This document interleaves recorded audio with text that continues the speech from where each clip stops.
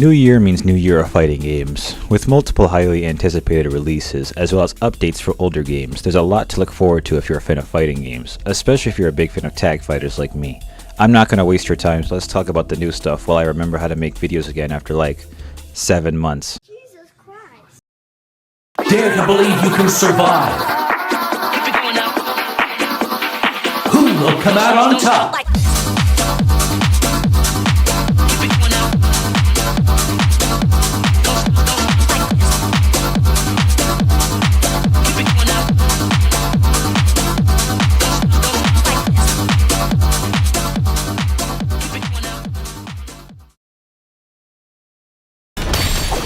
Yo. 2XKO is a 2v2 tag fighter based on the League of Legends franchise. It's free to play with an admittedly small roster and a control scheme designed to be extremely beginner friendly. Being free to play, the developers plan on releasing more content over the game's lifespan. Speaking of the game's lifespan, I have to address the elephant in the room. As of the making of this video, Riot Games, who controls 2XKO, have laid off a majority of their initial development team. Prior to that, the official development team stated that the game may change overall to something else entirely. So while the game is currently out on most major platforms, the extended future of this game may not be secure. On the positive side, this game has great multiplayer features. It's cross-platform, so finding a match shouldn't take you long, and you can play with a friend as a duo. I think there's a lot to enjoy from this game, and there's basically no reason not to try it at least once. これで次号ビューグルの表紙確定だな。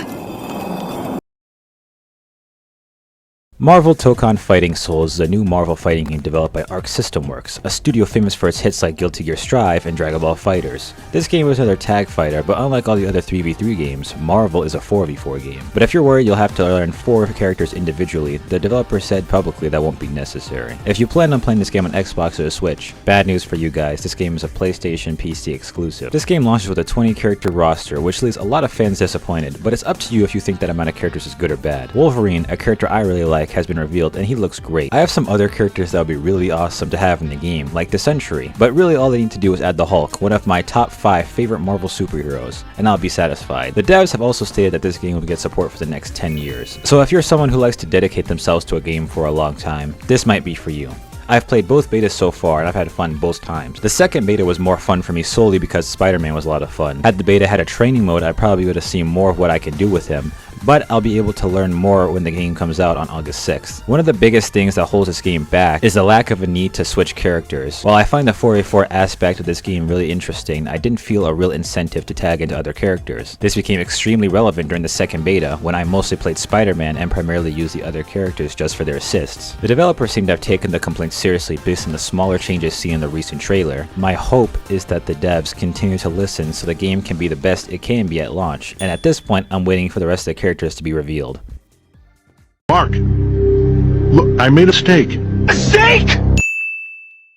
This game to me is a pleasant combination of a series that I really like and extremely fun gameplay. It tingles my brain in a way no fighting game has in years. The controls feel very intuitive, making it easy to pick up and play. It's just fun to zip around the stage when most characters are extremely fast. Invincible Versus is confirmed to have an 18 character roster at launch. 2 new characters, Lucan and Anissa, were revealed recently to be part of the game's starting roster. Including in the starting roster is a game original character named Elemental. She'll be featured mostly in the story mode, which is great for people looking for single player content. If you know anything about Invincible, you'd know how brutal and violent it is. This game carries over that gruesomeness with overkills. Basically, if you end a character with a special move, they'll blow all their limbs off. But it's not as brutal as a game like Mortal Kombat. In that game, you can watch a guy get ripped in half while they're still screaming. This game has less gore than that. Like a few modern games, this game has motion inputs and simple inputs. The game originally only had simple inputs, but due to very popular demand, they implemented motion inputs into the game, which is great because the game is being made by ex-Killer Instinct devs. Usually bringing up ex-devs of popular games doesn't mean anything to me because it's just extra marketing to prop up a game, when in reality they probably hired some randoms left over that didn't have any big involvement in the final product at all. But this time specifically, these people had major involvement with Killer Instinct. The game drops April 30th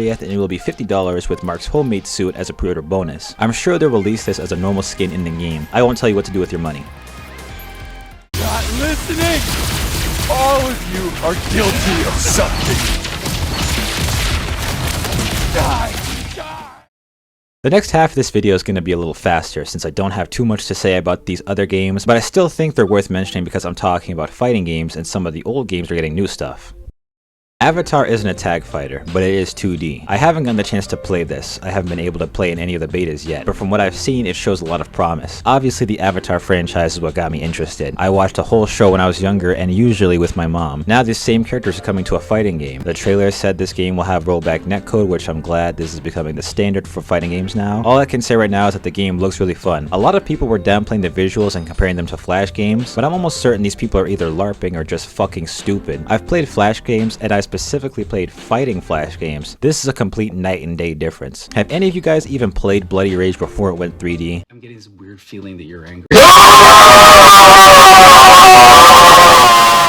If you think this game looks bad for other reasons, that's fine, you're allowed to have an opinion. This game has MKX style variations that give you special properties depending on the character you choose. You can see them as NPCs in the background. They also just revealed Toph. Now all I want is a chance to play. Fuck! Shut up and get to the point! I'm not invested in My Hero right now, but if you like the show, you'll probably like this game. Interestingly enough, this is an arena fighter with tag mechanics. The roster is the biggest it's ever been, and they have open world single player content. From what I've seen, this is the best My Hero game so far, and if that's something that interests you, then you should give it a look. Sorry to disappoint everyone, but I'm not a fan of this show. Not much to be said about this game other than it's another 2v2 tag fighter. But this game is based on the various manga independently published by Saturday AM. I've seen one of the characters because one of them was created by Wyatt Manga, who I've seen before on YouTube. Also, they're dropping a demo soon, but they haven't given us a date, so we'll just have to wait for it, I guess. Season 5 was announced with 2 characters teased in the trailer.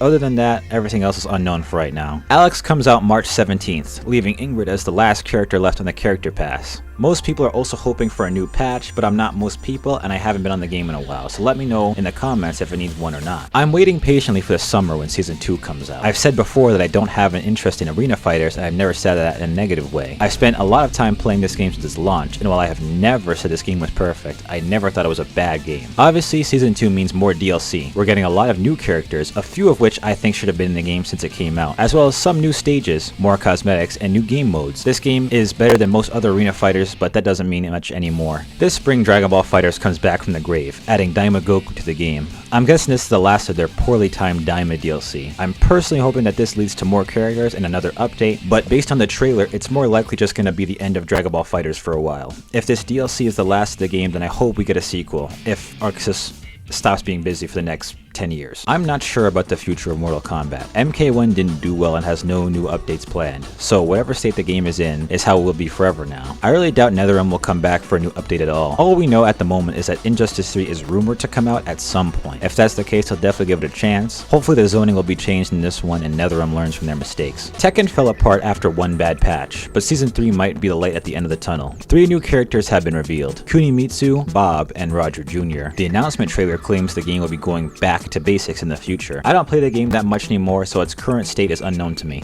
I assume this is a direct response to the negativity surrounding the latest patches, so hopefully they'll take the right steps to improving the game. Season 2 has already started, and now more than ever is a good time to try this game. This game is getting a new character every month for the rest of the year, and Season 1 is included in the base game for $50. I'm considering playing this game myself, but I'm going to wait until they show gameplay for Kenshiro from Fist of the North Star, who was shown in a teaser on Twitter. They also released an awful looking AI trailer. Then everyone made fun of them, and then SNK dropped a fully animated trailer that looks way better. The real lesson here is that AI videos are trash and complaining works. Good job, everyone.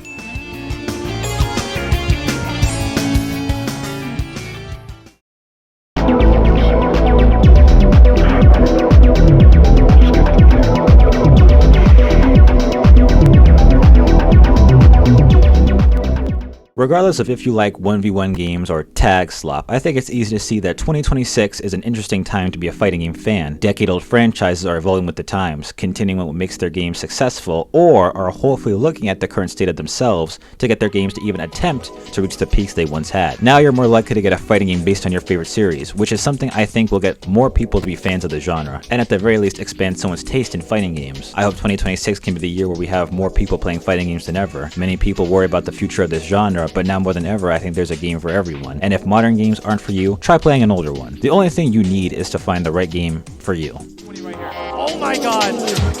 Oh my god! How did he do that? Oh, the running man!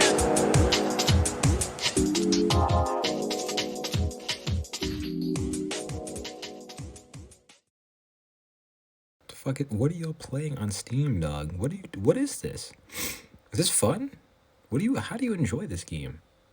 What, like, are you serious?